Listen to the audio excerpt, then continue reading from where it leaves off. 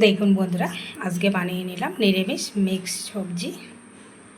নিরামিষ দিনে কিন্তু এরকম সবজি করলে খেতে খুবই ভালো লাগবে। ভাত, রুটি, পরোটার সঙ্গে, খিচুড়ির সঙ্গেও খেতে ভালো লাগবে। এইভাবে একবার বানিয়ে দেখবেন, খেতে খুবই ভালো লাগবে।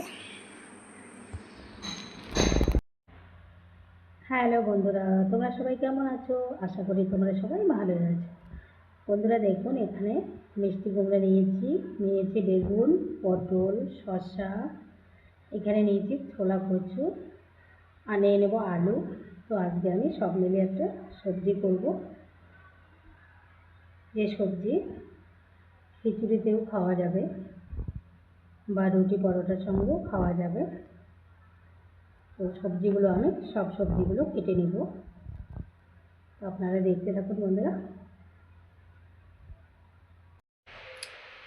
দেখুন বন্ধুরা, সব সবজিগুলো আমি একটা ঝুড়িতেই কেটে নিয়েছি। যেহেতু একসঙ্গে রান্না হবে, তাই আমি একসঙ্গে কেটে ধুয়ে নিয়েছি। তো আমি এখন রান্না করে নেব। আর এই সবজি কিন্তু আমি নিরামিষ সবজি করব। কড়াইয়ে দিয়ে দিয়েছি তেল, দিয়ে দেবো 2টে শুকনো লঙ্কা,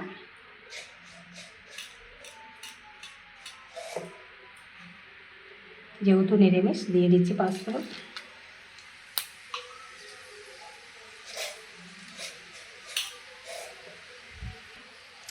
দিয়ে দিচ্ছি তেজপাতা। ভালো করে একটু ভেজে নেব।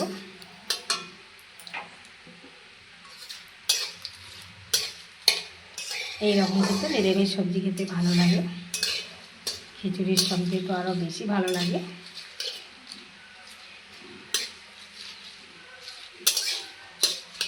তো ভেজে নেওয়া হয়ে গেছে, সবজিগুলো ঢেলে দিচ্ছি।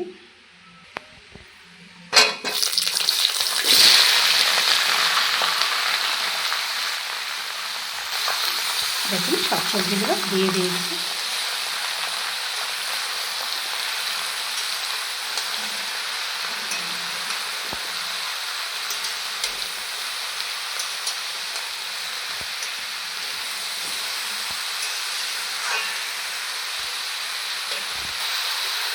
দিয়ে দিচ্ছি পরিমাণ মতো লবণ।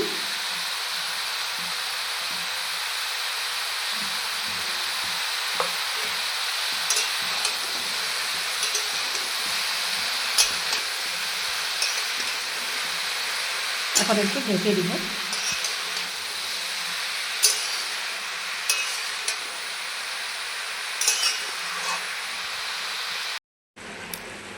দেখুন বন্ধুরা, ঢাকনা আমি সরিয়ে নিয়েছি।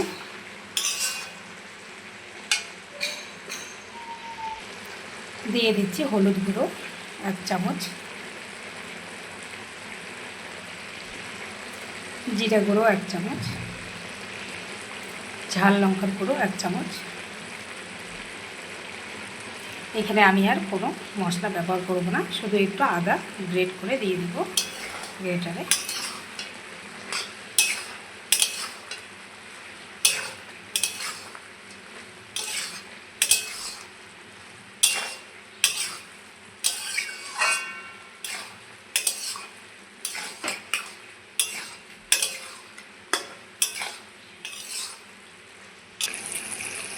সবজি কিন্তু প্রায় আমার সিদ্ধ হয়েই গেছে,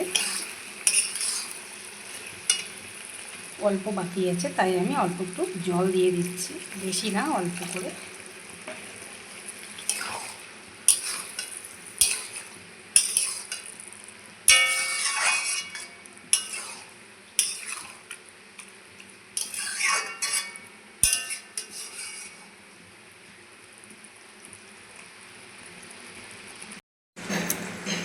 দেখুন বন্ধুরা, নিরামিষ সবজি আমার একেবারে রেডি।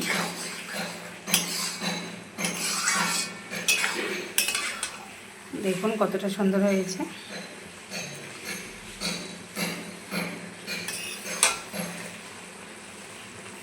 রুটি পরোটার সঙ্গে কিন্তু দারুণ লাগবে খেতে।